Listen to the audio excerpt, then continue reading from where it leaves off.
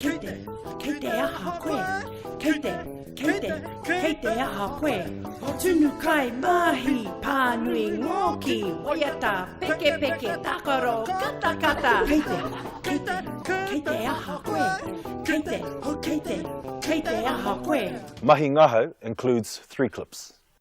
The first clip covers present action and includes questions such as Kei te aha koe, what are you doing? The second clip covers present state and includes phrases such as Kei te moe te pepi, or the baby is sleeping.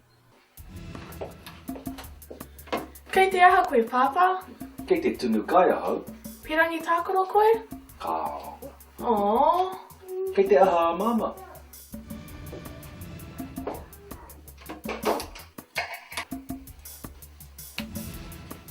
Mama. Ai, Mama.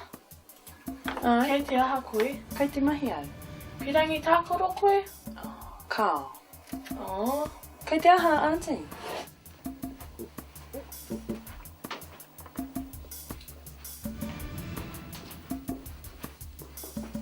Auntie, kei te aha koe.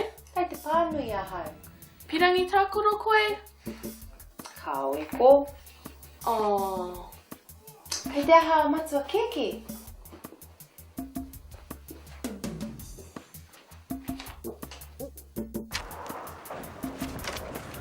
Uncle, kei te aha koe.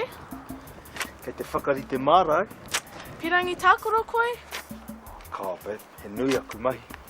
Aww. He te aha tō teina.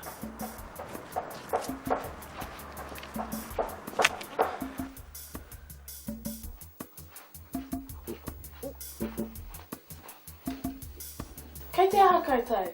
Mātakitaki mātou i te ripini. Pirangi tākaro koutou. Ai. Yay, haere mai. Kei te aha ngā tamariki. Kei te pūrei pāhi ke te pāoro ngā tamariki. Kei te aha ngā tamariki. Kei te whanawhana pāoro ngā tamariki. Kei te aha ngā tamariki. Kei te peke ngā tamariki. I runga i te papa peke. This is another handy hint to help your learning, whānau. It refers specifically to the question, Kei te aha koe, or what are you doing? If you ask this question over in Te Tairāwhiti, your answer might give you a bit of a surprise, because instead of saying Kei te pēhea koe, for how are you, over in Tairāwhiti, they say Kei te aha, for how are you. So if you're ever in Gisborne or in the metropolis of Ruatoria, and you say to somebody, Kei te aha, you might get the answer, oh, kei te pai. Kei te aha koe papa.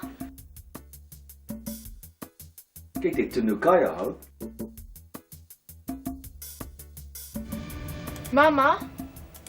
Ai, Kei te aha koe. Kei te mahi au.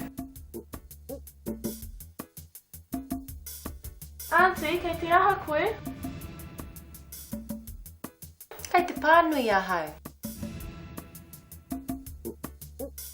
Uncle, kei te aha koe. Kei te whakarite mārau, Kei te aha koutou. Ka te mātakitaki mātou i te ripini.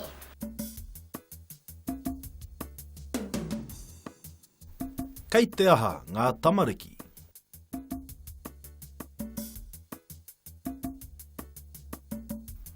Kei te aha ngā tamariki.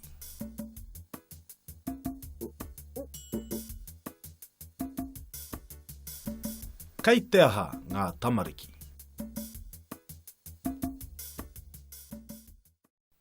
kei te aha te pepi, kei te ngoki te pepi, kei te aha ia, kei te katakata ia,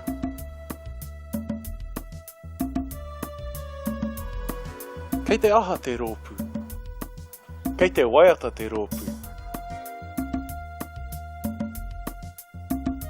kei te aha rātou, Kei te kanikani rātou. Kei te aha ngā tama. Kei te mātakitaki ngā tama I te whutu paoro. Now you try. Kei te aha te pēpi.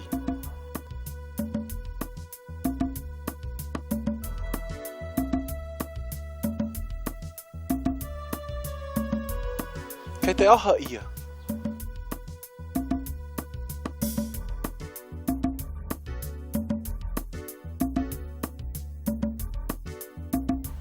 Kei te aha te rōpū.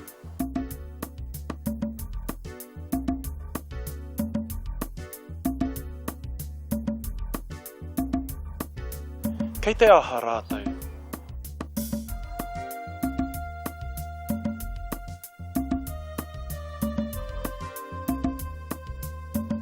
Kei te aha ngā tama.